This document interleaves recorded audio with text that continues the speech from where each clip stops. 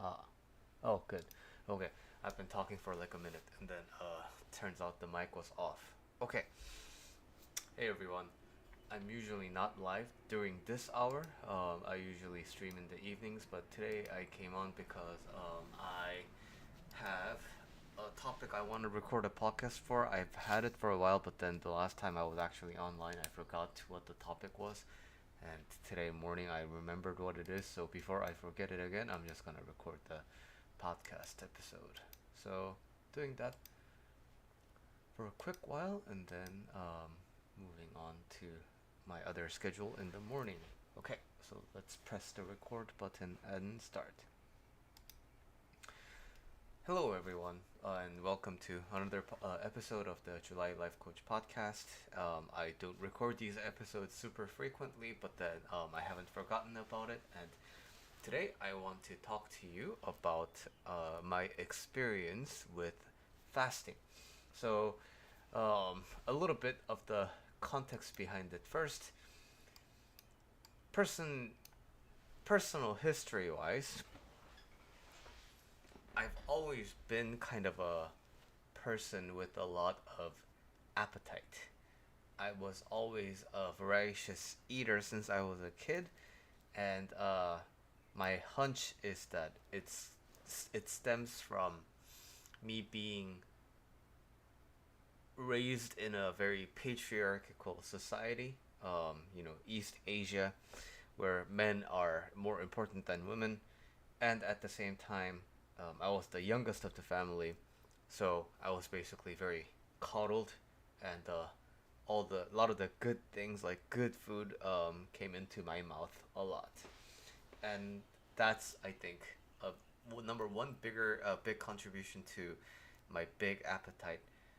Number two contribution to the big appetite in my reflection is that my parents had a pretty tough time when they were studying abroad in the United States. So my father got his doctorate in the United States, and at that time when he was studying, and my mom was supporting him. Um, they didn't have a lot of money. They didn't have family. They didn't really have anyone to rely on. So they were basically working really tough jobs and try to hustle through life. And that time to them became a traumatic experience instead of this like really like a period of time that was defined by hustling and being adventurous and things like that. How they remember that time was they remembered it as a traumatic time. And one of the biggest remnants of that experience for them is they developed a very scarce relationship with food. And so when they, were struggling to say, "Oh my God, my I need to eat something," but then the hamburgers are so expensive, so they always have to go for the, like Church's chicken was their like luxury food. So that was basically how difficult they had it at the time. Hey Giuseppe, good to see you. Recording a podcast episode. Yeah, I'm usually not live during this hour, but talking about fasting in the podcast episode. Okay, so going back to the topic,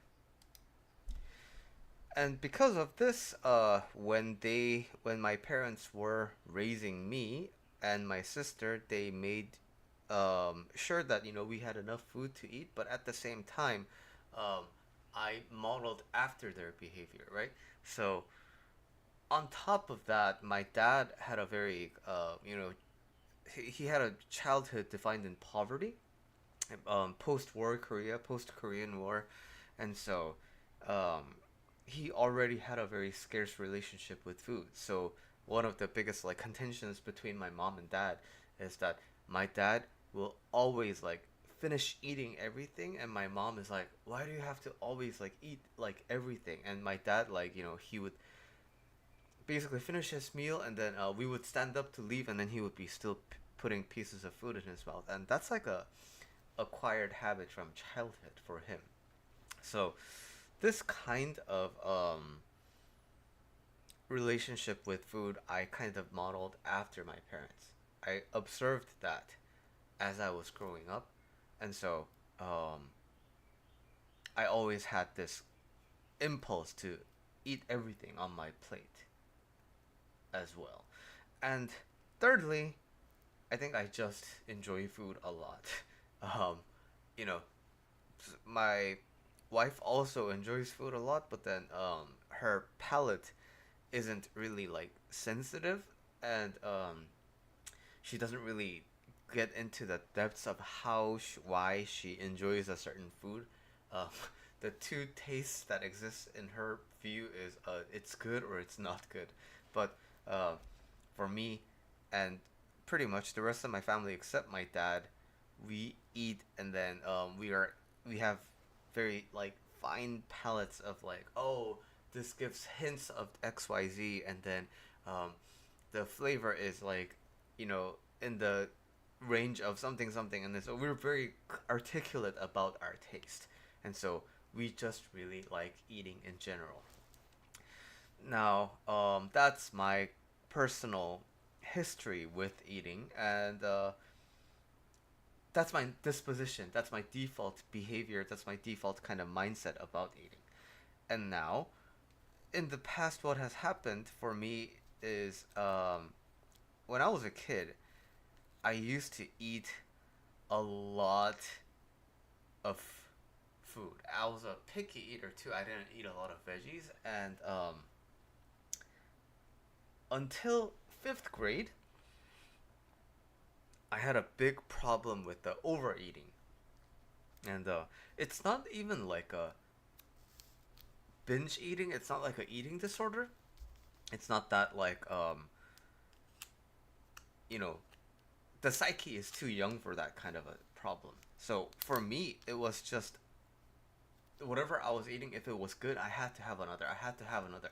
I had no sense of I'm too full, and so I would get a really bad upset stomach at night, and then so like I had so many instances of that, and where I needed to like either throw up or I have like massive diarrhea the next day, and it was a really painful experience to repeat that over and over until fifth grade. In one particular night, I still remember this. I was in so much pain because of overeating, and I was like, you know what? I can't do this anymore. I really gotta stop doing this. I gotta stop eating like this. Hey Denise, good morning. I'm catching you in a surprise time. First period. Well, be a good student and don't listen to YouTube. Pay attention in school. Not to sound like an old fart, but hey, compared to you, I probably am a big old fart. Okay, going back to the topic at hand. So since then, the incident at not fifth period, fifth grade, I stopped eating like a crazy pig, and now I didn't have a problem with overeating after that point, but the other problem that stayed with me throughout my adulthood is being hangry. I had a very big problem with being hangry. So I became super irritable when I was hungry. And all the things that, doesn't usually annoy me, I don't really I'm not really bothered by anything, but then when I'm hungry, even the smallest things really make me insanely angry. And so this was a big problem for my relationship, especially with my wife, because we since we were dating, we would spend a lot of time together, and then when we spend a lot of time together, she would witness me in a lot of hunger, and so I became hungry a lot, which means I became angry a lot, and then that became a point of contention for us as well. So Um, that is the previous experience with hunger and my relationship with food. And why did I consider fasting?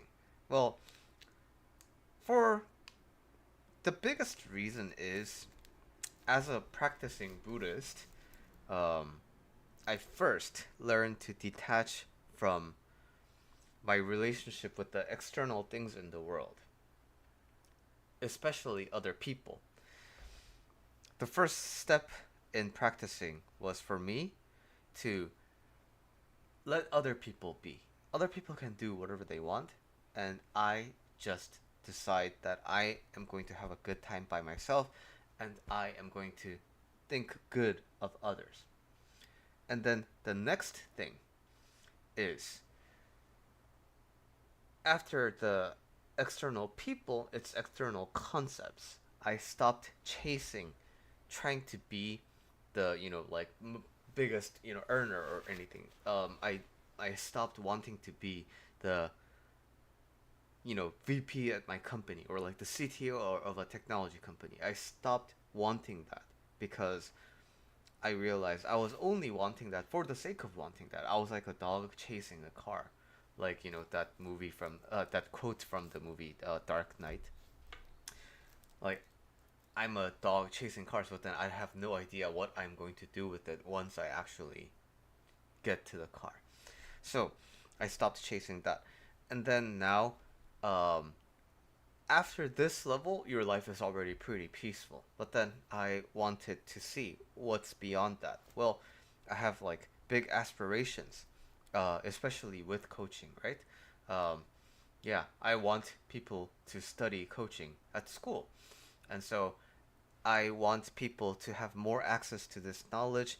I want this knowledge to be more, behind, not behind, paywalls, big paywalls, which means I have a lot of work to do in my business, right? But as I'm about to do things with my business, I have a lot of personal fears, right? What if, people don't like my content? What if I put out these offers but then nobody buys it? What if I have a YouTube channel but then nobody watches it? What if I have a podcast but nobody? So like all these fears, now it's not related to other people, right? It's now an argument within me. So, with the practices that I do, like the 108 bows and the meditations and waking up super early, I develop that will to go beyond what I'm scared of, go beyond what I defined my life as a boundary for myself. So, as I do that, so the primary relationship that I am tackling is, number one, sleep. Sleep was a very big part of my life and it used to be a very big controller of my life. But since I started waking up at 5 6 a.m. in the morning every day, I learned to detach from the desire to sleep all the time. Because every morning I feel like I need to sleep more. But once I get up and once I start bowing, it turns out I don't need to sleep more. And it's been around 100 days since I consistently woke up at the latest 6 a.m. And I haven't died. I haven't been significantly ill. Yeah, I'm tired, but like, who isn't? And moreover, I know that I'm still going to be tired if I sleep 8 or 10 hours. So now, I've been just blindly feeding into that desire, and I've been just kind of losing like 3 to 4 hours of my life simply because I felt like I needed to, but I didn't need to. So that's the first relationship with my body that I explored, right? And the second is fatigue. And now the fatigue part is challenged through the 108 bows because it is very hard on the body, especially on the lower body, because you have to go from standing to kneeling and standing to kneeling and standing to kneeling and standing to kneeling. So it's basically like 108 deep squats. And so I feel like, oh my god, this is so strenuous on my body. I feel like I'm gonna, but again, it's challenging, but it's not gonna kill you. and you're fine. It hurts, but it's fine. Third is my relationship with being feeling confined and being still, because the impulse is to continue to want to do something. And I think this is one of the biggest kind of common problems that young people face these days. They can't stand being bored. They can't stand being not distracted by something or occupied by something. So meditation, I mean, but like I'm not a generation of the TikTok and everything, but I know what that feels like. I know what that feels like. So that's why I meditate, and then I develop that sense of being completely still. There's nothing to do, there's nothing I have to think about, so I'm just here. And I'm just awake to every experience that's happening. There's birds outside, and the camera is on. My dogs are sleeping next to me, and my wife is sleeping in the other room. And there are people walking outside, and my home, heater is on. So I'm here. I'm just noticing things, and that sensibility of being still is the next thing I develop. Okay, now what? Um, what's my next frontier? What am I unconsciously governed by, and how do I overcome that one? And so that next kind of frontier for me was eating. And so, a little bit of context around my home is that my wife doesn't cook. I am the cook of the house. So that means if I don't eat, even if I don't eat, I need to prepare food for my wife, right? And so, um, that always, and then the temptation is always so easy to get sucked into, right? So whenever I cook for my wife, I'm like, I don't know, should I try fasting? And then I'm like, the food is already there because I made it. And then as I'm making the food, obviously I make food that smells and tastes good to my palate because I'm the one cooking it. So I'm like, and then I always give into that desire to eat. And what happened is my wife went to Korea for a few weeks, and so I was like, oh, you know what? This is a perfect time for me to experiment with this. And so I had the option of completely, you know, starving, or not starving, like completely voluntarily fasting, or doing one meal a day. And so I decided to do one meal a day because I do Brazilian Jiu Jitsu, and if I passed out at a competition once because I hadn't eaten enough. And so, while it wasn't that bad for me, I don't want to traumatize my training partners. They're like, oh my god, I killed Billy. I don't want that to happen. So, I wanted to at least have the energy to train jujitsu with one meal. So, uh, and on my Discord, I had some friends who were also participating in this. In my Discord, there's a channel called Meditators. So if you're interested in like discussing these things and meditating, please, I this is an open invitation to my Discord server, and you can check out the Meditators channel. Anyway, I'm I discussed it with a friend, and I'm like, okay, so I'm gonna do this, and then we tried. I think we were doing it at the same time, but we basically, is it hard? It's very hard. Why? Because hunger. It's less about the psychological aspects of hunger, but physical hunger actually really starts to speak to you, especially because you're so used to eating more than 2 meals a day, right? But I was never a breakfast person anyway, so I usually eat like 2 meals a day. But like going from two to one, significant difference. You especially when lunch is almost digested, so around like 4 p.m. you start to being hungry, but then you may basically keep that level of hunger throughout the next day until it's like lunchtime, right? So it's hard. It's taxing on the body because again, your body is gonna start demanding that it be filled with food. But you know,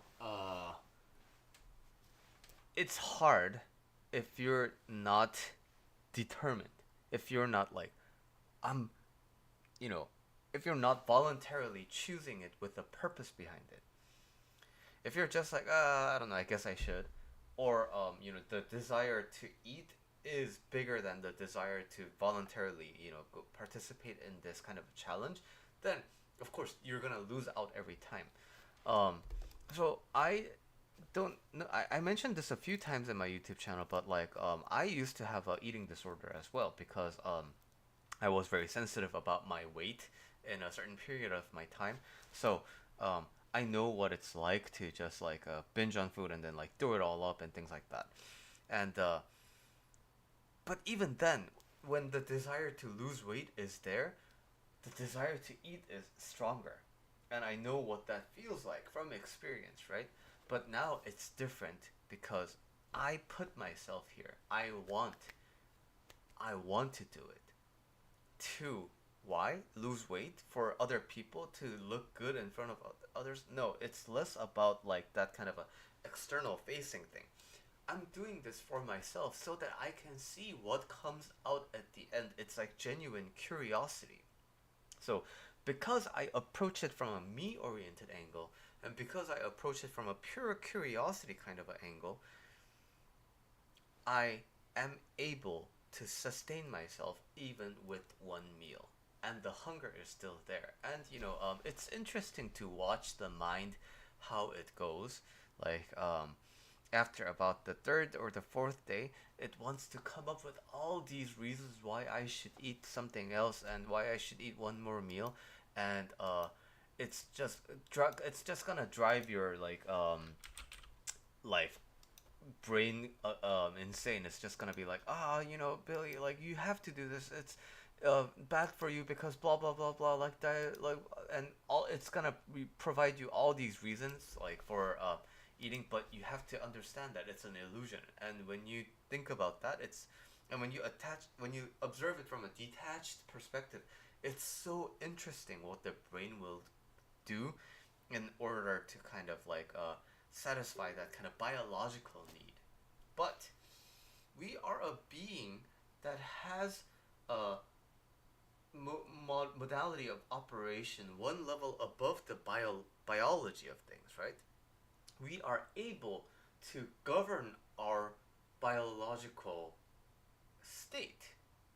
So yes, like even as I'm not eating, like cell division and like heart beating and homeostasis with like everything, it's still maintained. But the body has certain needs and cravings as an animal. But we have something on top of that that allows us to observe and monitor and govern it. And that's precisely what I am trying to get into touch with the practice of eating one meal a day. And it's not that bad because like Muslims go through Ramadan every year, right? So it's effectively the same thing. And so what did I find is like it's not that bad. That's the first thing. It's definitely possible. And you know what's also interesting? It's also possible to train strenuously after eating one meal. Um, so this brings me to the like other kind of deeper findings, and the deeper findings are that there's so much dependence unconsciously about needing to eat, needing to eat until you are full, and needing to eat the good things. You know what the most difficult part about it was? Um, I was trying to live a life of modesty, right? So I didn't want to. Now that I'm alone, I'm gonna eat all the things that I like, and I'm gonna order delivery all the time. I'm gonna go to like the fancy places. I'm gonna like eat junk food. I didn't want to do that, so I made rice at home, and then I ate it with like the blandest of the vegetables. And now, at first, that was really tough because now, because I'm eating one meal, I wanted it to be rewarding, right? But then that means I'm punishing myself, which I'm not doing. So I'm like, you know what? Like, why do I need to eat something good as if I'm rewarding myself? I'm not doing that. Like, I'm not intentionally putting myself through a torture so that I can award myself with a star trophy, right? I'm not trying to do that. I'm trying to explore.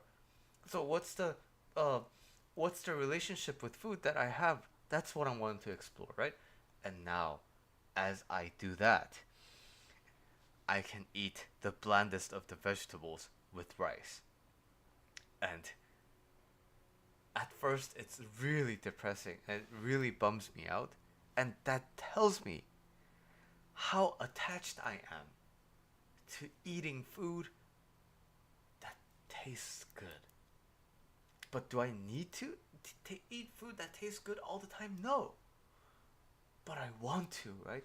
And that desire is so tangibly big now because I'm looking at it directly in the eyes.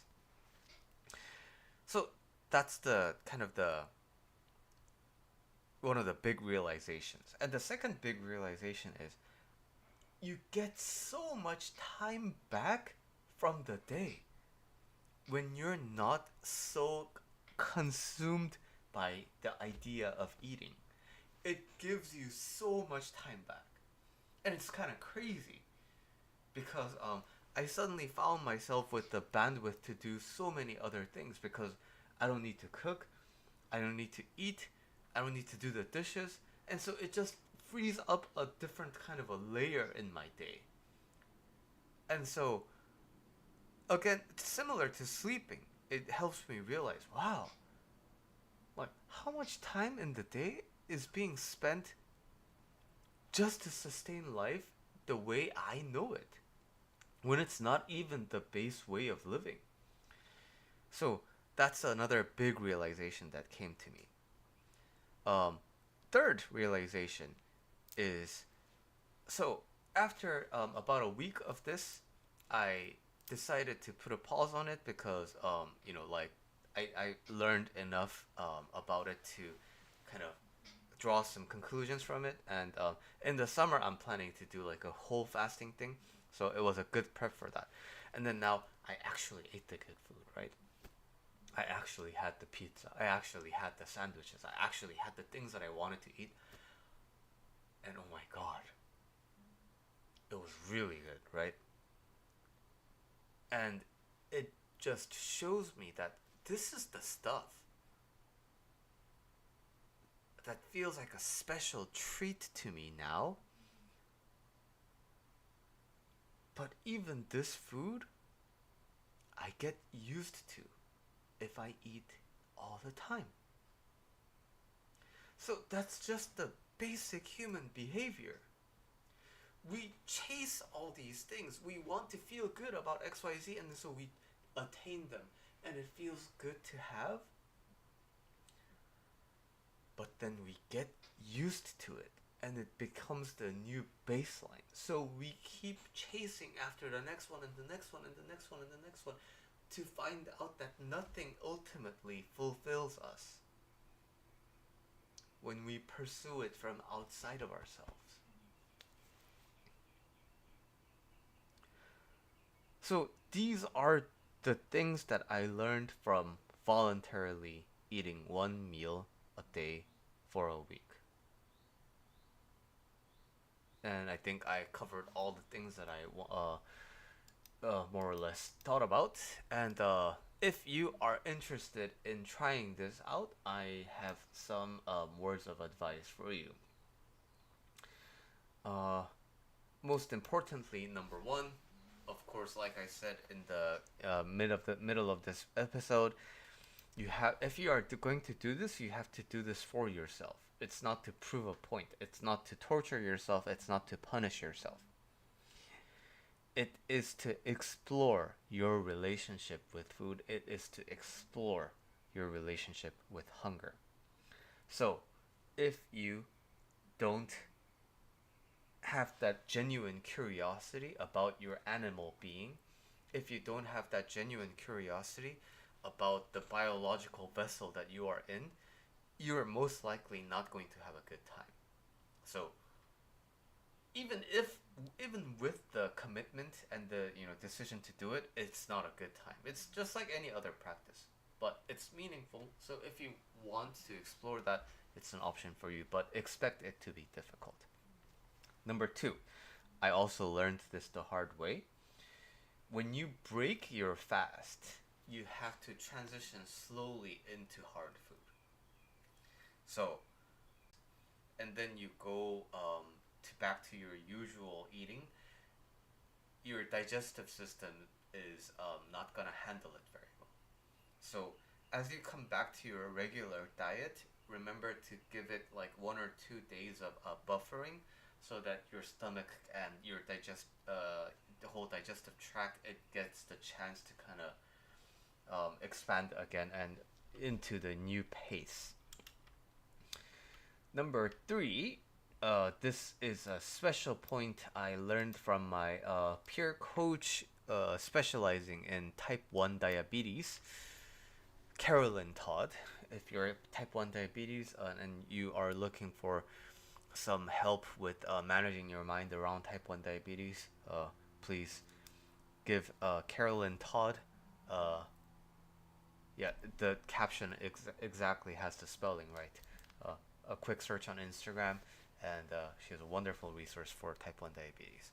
So, if you are diabetic and you want to experience this, so like, how does it work differently? Is there a more danger for type 1 diabetics? And I inquired about this to Carolyn, and what she said is the transition period from running on glucose to ketones, so basically a transition into ketosis, would be riskier for type 1 diabetes, specifically for low blood sugar, because type 1 diabetes pancreas doesn't know to secrete glucagon when blood sugar is going low.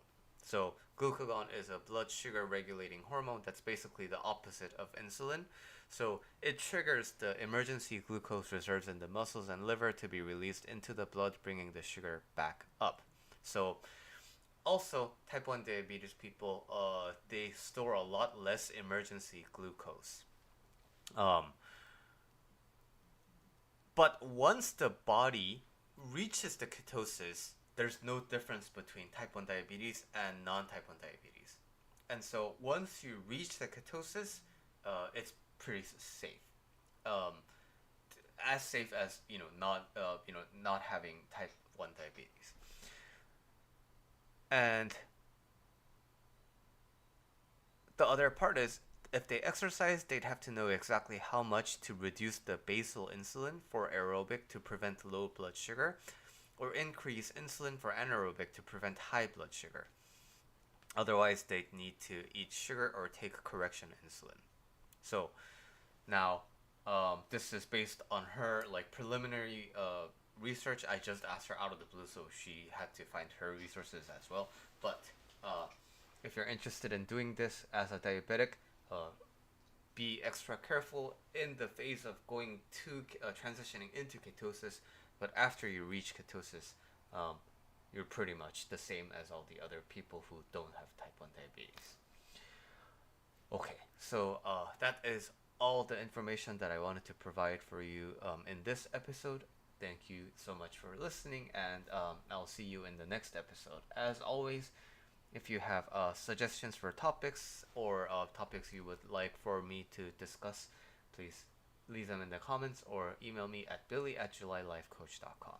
I'll see you in the next episode. Goodbye. All right. Denise, have a good second period and the rest of the periods. Giuseppe, thank you for your kind words. I saw it and then I did a quick nod to it. Alright, well, I may be back in the night, but this is the stream that I wanted to do in the morning, so thank you so much for participating, and the podcast episode is gonna go up sometime later, but wanted everyone to kind of have this episode before. Alright, oh, and a quick reminder, every Wednesday we have a Discord, and my community has a conversation drill. So if you want to improve your conversational skills, if you want to improve your social skills of saying hi to people and then naturally transitioning into different topics to discuss, and engaging with the conversation with new people, if you want to do that, there is a practice room for you to do exactly that. So We meet every Wednesday at 5 p.m. Pacific time. So if you're interested in that, check out my Discord community, which you can find by exclamation Discord, and the chat will give you the link to the Discord channel. All right. See you tonight, and see you in the next episode. See you next time I'm live. Thank you and goodbye. Bye, Giuseppe.